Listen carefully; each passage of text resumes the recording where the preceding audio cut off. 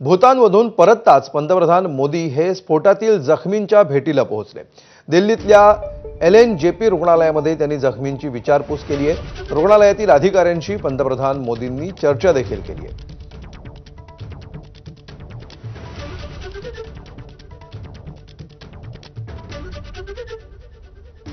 भूतानवरून पंतप्रधान मोदी परतले आणि त्यानंतर ते थेट रुग्णांची विचारपूस करण्यासाठी रुग्णालयामध्ये पोहोचलेले आहेत।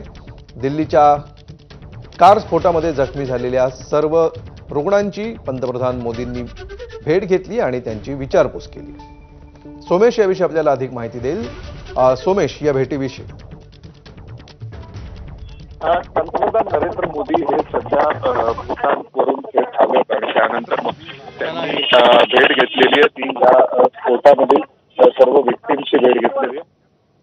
सोमेशचा आवाज आपल्यापर्यंत नीट पोहोचत नाहीये। दिल्लीमधली ही दृश्य आपण पाहतो आहोत। पंतप्रधान नरेंद्र मोदी यांनी दिल्लीमध्ये जो कारमध्ये ब्लास्ट झालेला होता आणि त्यानंतर अनेक जण यामध्ये जखमी झालेले होते। 20 पेक्षा अधिक लोक यामध्ये जखमी झालेले होते, ज्यांच्यावर सध्या उपचार सुरू आहेत। त्यांची पंतप्रधान मोदींनी भेट घेतली।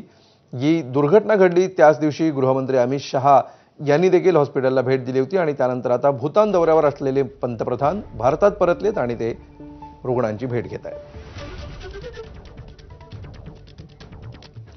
तर शिवसेना सुनावणी प्रकरणावर सध्या अनिल देसाई बोलतात।